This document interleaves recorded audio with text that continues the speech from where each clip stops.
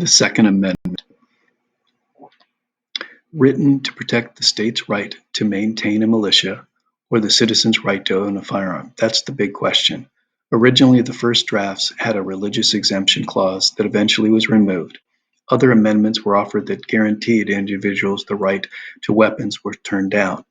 You have to look at the Bill of Rights and look at them. The individual freedoms or individual liberties to people are in the First Amendment, where you have the right to assemble, the right to free speech, the right to religion. Then you also have the right to petition government. If the Second Amendment was intended to be a freedom for every person, it would be in the First Amendment. But it was basically combined with the Second Amendment and Third Amendment were the militia ones. So when you look at the background of the Founding Fathers, that the right to bear arms in the Second Amendment was to protect the states from the Congress power to organize, call up the militia, make rules for the militia. The Congress had so many powers in the Constitution in Section 8 regulating the militia that the states were afraid that they would lose their right to a militia, and they put in the Second Amendment. So if you look at those combined, you can see that. Now, I do believe the Founding Fathers believed that the right to own a weapon was innate. It was probably one that was mentioned in the Ninth Amendment, because the Ninth Amendment said this is not a full list of all of your rights. And I think that the right to own a gun back in the 1780s was so basic, and everybody, it just didn't even, why put that in there? It was just acknowledged there.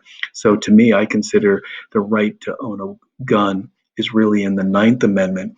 And then, of course, the Supreme Court cases that we're going to talk about gave you the individual right. Up until the 2000s, the court cases dealt with the Second Amendment as a state's right to militia.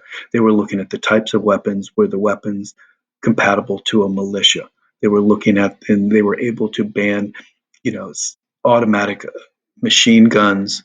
And then you had the Gun Control Act of 1968. There was an increase in urban crime. There was an increase in protests. There were quite a few assassinations. Remember, JFK was assassinated. Robert Kennedy was assassinated. Martin Luther King was assassinated. So these assassinations, this crime, the protests, influenced the Gun Control Act of 1968. This ended mail order sale of all firearms, munition, banned sales of all guns to felons, banned the sale of guns to fugitives from justice.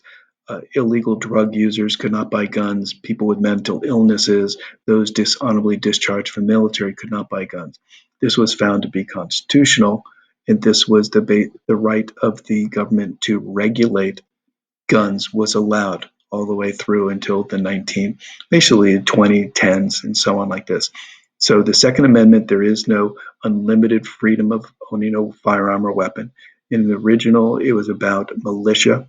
And now we're going to see some cases where you're given the individual right through DC versus Heller and McDonald versus Chicago.